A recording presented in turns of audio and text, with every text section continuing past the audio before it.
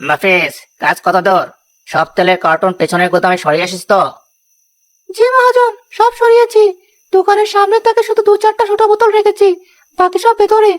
কিন্তু মহাজন, একটা কথা বলবো। কি কথা? বলে ফেল। কাল থেকে রোজা, মানুষ যদি তেল চিনি না পায় খুব কষ্ট পাবে। গতবারও তো আমরা এমন করেছিলাম, গ্রামের মানুষ খুব গালাগাল দিয়েছিল। হ্যাঁ হ্যাঁ হ্যাঁ। আরে বোকা, মানুষের গালি দিয়ে কি আমাদের পেট ভরবে? পেট ভরবে টাকায়। শোন, কাল সকালে বাজারে রটিয়ে দিবি যে শহর থেকে মালবাহী ট্রাক আসেনি, রাস্তায় জ্যাম, বর্ডারে মাল আটকে গেছে। যা মুখে আসে তাই বলবি। আর দাম, দাম কি আগেরটাই থাকবে? তুই কি পাগল? জিনিসের সংকট দেখে দাম তো বাড়বে। ছোলার দাম কেজিতে 20 টাকা বাড়াবি, আর চিনি 15 টাকা। আর তেল, তেল তো নেই বলবি। যখন মানুষ হাহাকার করবে তখন পেছনের দরজা দিয়ে দ্বিগুণ দামে বিক্রি করবি, বুঝলি? বুঝেছি মহাজন, কিন্তু আজাদ চৌধুরী সাহেব যদি জানতে পারেন, উনি তো গ্রামের মাতব্বর। চৌধুরী সাহেবকে নিয়ে ভাবিস না, উনি বড়লোক মানুষ। ওনার জন্য আমি আলাদা করে ভালো চাল, ভালো খেজুর রেখে দিয়েছি। ওনাকে সালাম দেব, ভালো জিনিস দেব, ব্যাস উনি খুশি। গরিব মরলো না বাঁচলো সেটা দেখার সময় বড়লোকদের নেই। তুই শুধু আমার কথা মতো কাজ কর, এই ঈদে তোকে ভালো বোনাস দেব। ঠিক আছে মহাজন, তবে গরিবের কান্না শুনলে মাঝে মাঝে বুকের ভেতরটা কেমন করে যেন। ব্যবসা করতে এসে মন নরম করলে চলে না মফিজ। আবেগ দিয়ে সংসার চলে না। এখন দোকান বন্ধ কর, বাড়ি যা, কাল অনেক কাজ আছে।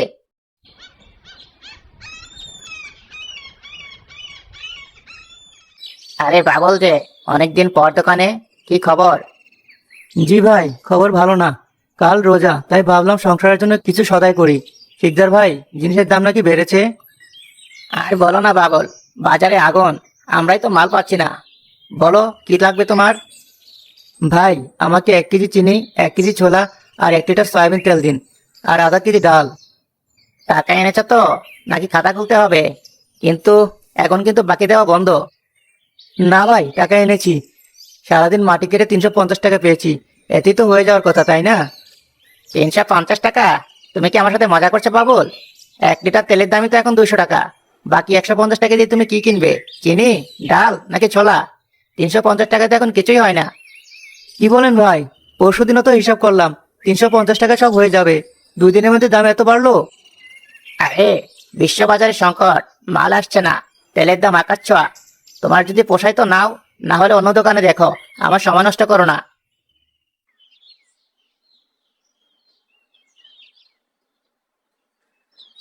আরে চৌধুরী সাহেব, আসসালামু আলাইকুম। আসুন আসুন। মফিজ, চেয়ারটা মুছে দে। স্যার বসুন। ওয়ালাইকুম আসসালাম। বসতে আসেনি শিকদার? কাল রোজা, বাড়ির জন্য কিছু কেনাকাটা করতে হবে। তোমার দোকানের অবস্থা কি? ভালো খেজুর আছে তো? জি স্যার, আপনার জন্য আলাদা করে ইরানি খেজুর আর বাসমতি চাল রেখে দিয়েছি। মফিজ, স্যারের ব্যাগটা নে। স্যার, 5 কেজি চিনি, 5 কেজি ছোলা, 5 কেজি বেসন, আর 5 লিটার তেল দিচ্ছি, ঠিক আছে? হ্যাঁ দাও। আর শোনো, জিনিসের গুণগত মান যেন ভালো হয়, ভেজাল কিছু দিও না। স্যার, একটু লজ্জিত। ছোলার দামটা কিন্তু বেড়েছে, বস্তায় অনেক টাকা বেশি কিনা পড়েছে, আর তেলের দামও চড়া। আপনাকে তো আর লস দিয়ে বিক্রি করতে পারি না। সে কি শিকদার, কাল রোজা আর আজই দাম বাড়ালে? এটা তো ঠিক না। আচ্ছা যাও, টাকার সমস্যা নেই, তুমি ভালো জিনিস দাও। বাবুল এক কোণে দাঁড়িয়ে সব দেখছিল। সে সাহস সঞ্চয় করে আজাদ চৌধুরীর দিকে এগিয়ে আসে। মাতাব্বর সাহেব, আসসালামু আলাইকুম। ওয়ালাইকুম আসসালাম। কে? ও, বাবুল না? কেমন আছো? শরীর ঠিক আছে তো? জি সাহেব, আছি কোনো রকমে। সাহেব, একটা কথা ছিল, যদি অনুমতি দিতেন। এই বাবল, দেখছো না স্যার ব্যস্ত? তুমি তোমার ফর্দ নিয়ে ওই কোনায় দাঁড়াও, স্যারের সাথে পরে কথা বলো। থাক শিকদার, ধমক দেও না, বলতে দাও। কি বলবে বাবুল? কোনো সাহায্য লাগবে? না সাহেব, সাহায্য না। আমি শিকদার ভাইকে বলছিলাম সামান্য চিনি, ডাল আর তেল দিতে, কিন্তু উনি বলছেন আমার টাকায় হবে না। সাহেব, আপনি যদি একটু বলে দিতেন দামটা একটু কম রাখতে। কাল রোজা, ঘরে ইফতারের কিচ্ছু নেই, বাচ্চারা রোজা রাখবে। স্যার, ওকে আমি বুঝিয়েছি, এখন লসে তো আর মাল দেওয়া যায় না। আমারও তো সংসার আছে, তেলের কেনা দামই তো অনেক বেশি। শোনো বাবুল, শিকদার হয়তো ঠিকই বলছে, ব্যবসা তো আর লোকসান দিয়ে করা যায় না। এখন সবকিছুরই দাম বেশি। তুমি বরং তেলটা বাদ দিয়ে ডাল আর চাল নাও। তেল ছাড়াও তো চলে, তাই না? স্বাস্থ্য ভালো থাকে তেল কম খেলে। জি সাহেব, তেল ছাড়াও চলে, গরিবের তো সবই চলে, না খেয়েও চলে। ভালো, বুদ্ধিমানের মতো কাজ করবে। শিকদার, আমার জিনিসগুলো পাঠিয়ে দিও, আমি আসছি। দেখলে তো, মাতব্বর সাহেব আমার পক্ষে, উনিও তোমাকে জ্ঞান দিয়ে গেলেন। এখন বলো কি নেবে, আমার হাতে সময় নেই। ভাই, তেল লাগবে না, চিনিও বাদ দিন। আমাকে আধা কেজি মুড়ি আর কিছু খুদ দিন। আর যদি পারেন একটু লবণ দিন। এই তো লাইনে এসেছ। মফিস, ওকে খুদ আর মুড়ি মেপে দে। টাকাটা আগে দে বাবুল।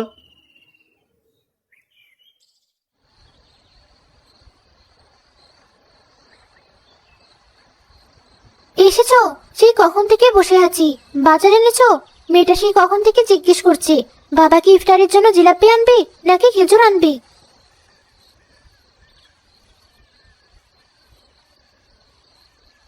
এগুলো কি?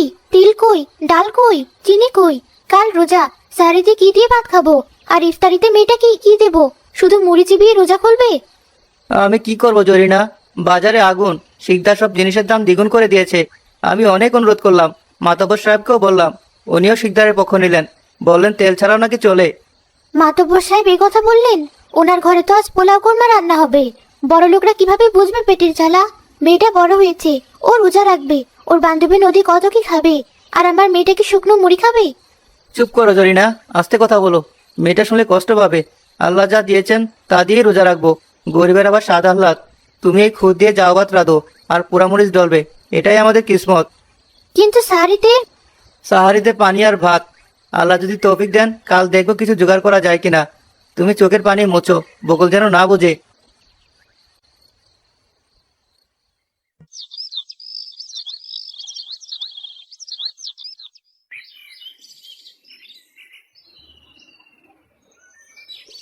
ওফ বকুল, আর হাঁটতে পারছি না, আজকে রোদটা খুব কড়া, গলাটা শুকিয়ে কাঠ হয়ে গেছে। আর একটু সাহস কর নতি, রোজা রেখে গরমে হাঁটলে সব বেশি হয়। তোর তো অভ্যাস নেই, তাই কষ্ট হচ্ছে। বাবা বলেছিল গাড়ি পাঠাবে না, হাঁটার অভ্যাস করতে, কিন্তু শরীরটা খুব খারাপ লাগছে, মাথাটা কেমন ঘুরছে, মনে হচ্ছে পড়ে যাব। বলিস কি, তুই তো সত্যিই ফ্যাকাশে হয়ে গেছিস। এক কাজ কর, ওই তো সামনেই আমাদের বাড়ি, তুই বরং চল আমাদের বারান্দা একটু জিরিয়ে নিবি, চোখে মুখে পানি দিলে আরাম পাবি। তোর বাড়ি? কিন্তু আমি তো আগে কখনো যাইনি। আন্টি কিছু মনে করবেন না তো? আমি তোদের বিরক্ত করব না তো? দূর বোকা, তুই আমার সবচেয়ে ভালো বন্ধু, আর আমার মা তোকে দেখলে খুশি হবে। আমাদের ঘর ছোট, কিন্তু মন ছোট না। চল। তুই বস নদী, আমি কলপার থেকে ঠান্ডা পানি আনি, তুই অজু করে নে, দেখবি শরীর জুড়িয়ে যাবে। ঠিক আছে, তুই যা, আমি এখানেই বসলাম।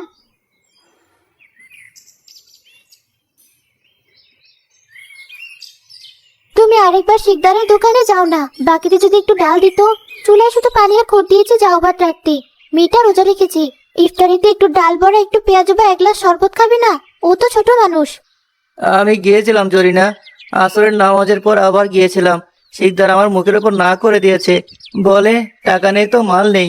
আর মাতব্বর সাহেবের মেয়ে নদী নাকি বকুলের বান্ধবী। ওই বাড়িতে আজ কি আজ ইফতার হবে, টেবিল ভরে যাবে খাবারে। আর আমার মেয়েটার কপালে এই যাও ভাত। থাক আর বলো না, নদীর মেয়েটা ভালো, কিন্তু ওর বাবা তো আমাদের খবর রাখেন না। ওনারা থলে ভরে বাজার করেন, আর আমরা খালি হাতে ফিরি। বড় লোকরা যদি একটু সদয় হতো, তাহলে কি আমাদের এই দশা হয়? অসাধু লোকগুলো গরিবের পেটে লাথি মারে, আল্লাহ এদের বিচার করবেন। তুমি যাও ভাতই বারো, সাথে একটু লবণ আর মরিচ দিও। আমরা পানি দিয়ে ইফতার করব। আর বকুলকে বুঝিয়ে বলো, আল্লাহ আমাদের ধৈর্য পরীক্ষা করছেন। অনিচ্ছা সত্ত্বেও সব কথা শুনতে পেয়ে নদী চুপচাপ উঠে দাঁড়ালো।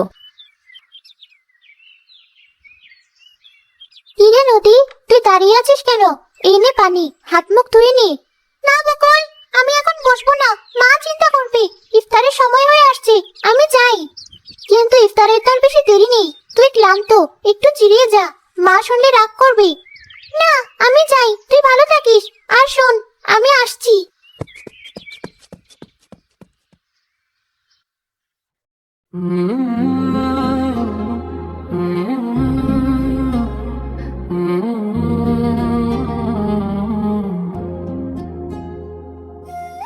নদী কোথায় গেল? ইফতারের সময় হয়ে এলো যে, মেয়েটা ফিরে এসে রুমে ঢুকে গেছে। ডাকো ওকে, আজ ইফতারের অনেক আয়োজন। শিকদার ভালোই বাজার দিয়েছে, শাহী জিলাপি, বিরিয়ানি, ফলের ঝুড়ি সব আছে। রাতে ডাকি তোমায়, হে পরম দয়াল। কিরে মা নদী, মুখটা অমন কেন? রোজা রেখে শরীর খারাপ লাগছে? এসো ইফতারের সামনে বসো, আজ তোমার পছন্দের সব এনেছি। বাবা, তুমি কি জানো আজ বাজারে শিকদার কাকা সব জিনিসের দাম কত বাড়িয়েছে? বেড়েছে? মা জানি একটু বেড়েছে। ব্যবসায়ীরা তো রোজার মাস এলে এমন করে। কেন, তুই এসব জানলি কি করে? আর এখন ইফতারের সময় এসব কথা কেন? দাম বেড়েছে বলে তোমার তো কিনতে কষ্ট হয়নি। তুমি থলে ভরে খাবার এনেছো, কিন্তু আমার বেস্ট ফ্রেন্ড বকুলের বাবা আজ ইফতারের জন্য এক ফোঁটা তেল, চিনি, ডাল কিছুই কিনতে পারেননি। কি বলছিস মা? বকুলদের এই অবস্থা? হ্যাঁ মা, আমি নিজের কানে শুনে এলাম ওরা শুধু চাও ভাত, পোড়া মরিচ আর পানি দিয়ে ইফতার করবে। মা, আমি তো আসলে আমি বুঝতে পারিনি ওদের অবস্থা এত খারাপ। আমি ভাবলাম বাবুল হয়তো। তুমি বুঝতে দাওনি বাবা, তুমি গ্রামের মাতব্বর, তোমার দায়িত্ব কি শুধু নিজের ঘর সামলানো? গ্রামের অসাধু সিন্ডিকেট ভাঙাও কি তোমার কাজ না? ওরা না খেয়ে থাকবে আর আমি এখানে টেবিলে বসে এত কিছু খাবো? শুনলে তো তোমার মিরাজ তোমাকে কি শিক্ষা দিল? তুমি এত টাকার মালিক হয়ে লাভ কি যদি পাশের বাড়ির মানুষ না খেয়ে থাকে? আমাদের এখনই কিছু করা উচিত। তুমি ঠিক বলেছো সালমা, আমার মেয়ে আজ আমার চোখ খুলে দিয়েছে। আমি অন্ধ ছিলাম।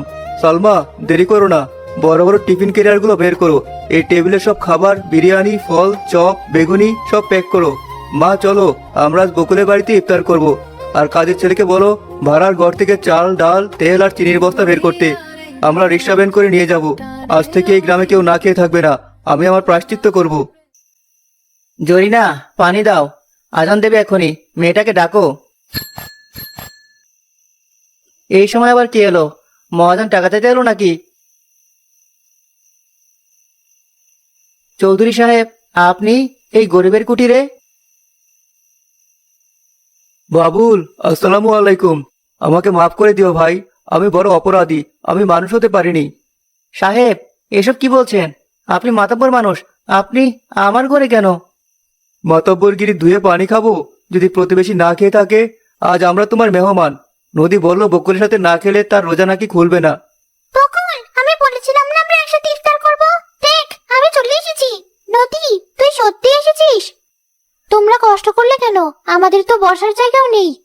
বসার জায়গা লাগবে না ভাবি, আমরা পার্টিতে বসেই খাবো। আপনারা যা খাবেন আমরাও তাই খাবো। নদী, তুই তোর বাবাকে সব বলেছিস? তোর বাবা কিনতে পারেনি তো কি হয়েছে? আমার বাবা কেনা খাবার তো তোরও খাবার, আমরা না বন্ধু? আর শোন, ওই যাও ভাতটাও দে, আমার ওটা খেতে ইচ্ছে করছে।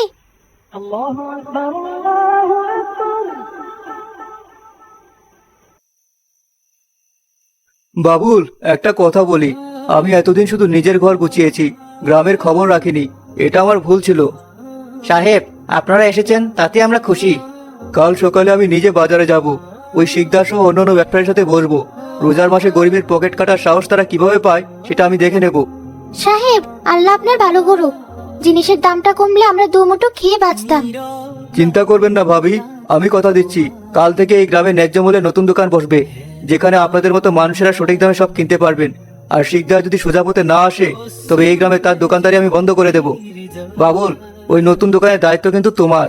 তুমি সততার সাথে চালাবে। সাহেব, আমি? হ্যাঁ তুমি। আমার একজন সৎ মানুষ দরকার।